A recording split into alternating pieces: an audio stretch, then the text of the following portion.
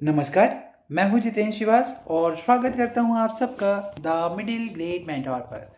जैसा कि हमने पात्रता परीक्षा वर्ग 2 की बात किए थे, जिसमें एमपीटेट वर्ग 2 में एक नई नई न्यूज़ हमें हमारे सामने न्यूज़पेपर में दिख रही है, जिसको लेकर आप बहुत ज़्यादा कंफ्यूज होंगे या फिर सोच रहे होंगे कि क्या चेंजेस होने वाले हैं।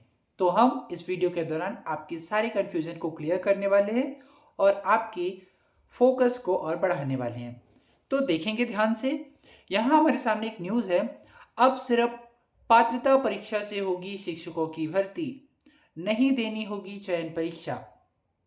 तो ये वाकई में एक बहुत बड़ा स्टेटमेंट है, और जो अगर यह स्टेटमेंट सही होता है तो हम सबके लिए बहुत फ़ायदेमंद भी होगा, क्योंकि अब तक इससे पहले जितने भी एग्जाम्स होते थे, बस स्पेशली शिक्षकों की भर्ती के लिए उसमें एक ही एग्ज़ाम हुआ करते थे। लेकिन लास्ट टाइम ईएसबी ने कुछ बदलाव किए, जिसकी वजह से हमने देखा कि अब दो परीक्षाएं होने लगी थी, एक पात्रता रखी गई, दूसरी चयन।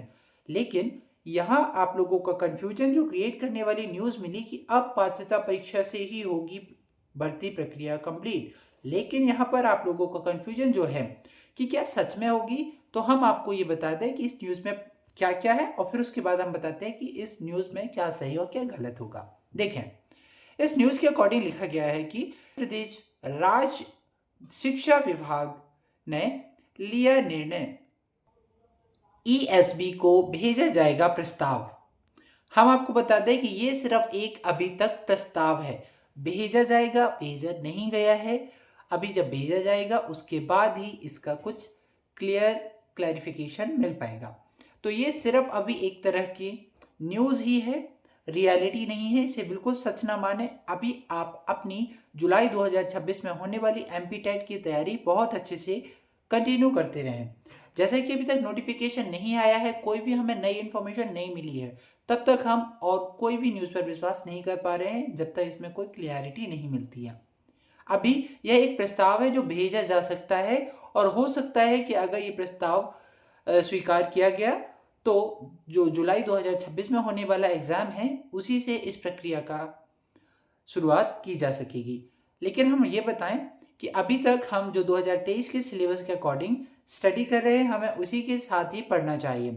अगर आप कंफ्यूज हो रहे हैं तो आप रेगुलर ईएसपी की वेबसाइट पर चेक करते रहें, या फिर यूट्यूब की हेल्प से आपको इन्फॉर्मेशन तो मिलती ही रहेगी।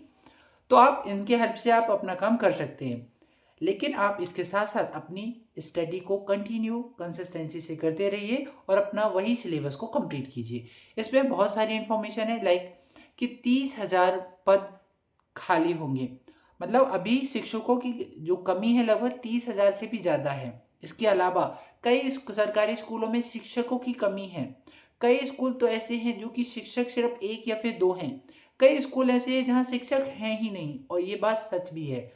गवर्नमेंट को इस ओर ध्यान देना चाहिए और जल्द से जल्द ज़्यादा से ज़्यादा वैकेंसीज निकालनी चाहिए, जिससे जो भी कैंडिडेट्स शिक्षक बनना चाहते हैं तो उन्हें एक अच्छा मौका मिलेगा और वो अपनी जॉब सिक्योर कर पाएंगे।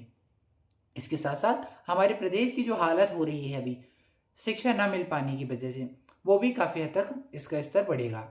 इसके आगे हम देखेंगे कि बता रहे हैं कि 2011 में जो एक अनिवार्य परीक्षा थी, पात्रता परीक्षा, वो तो हुई, लेकिन फिर बाद में इन्होंने अभी 2023 में चेंज किया कि अब पात्रता परीक्षा के बाद ही चयन परीक्षा होगी और उसके बाद आप लोगों का सिलेक्शन होता है।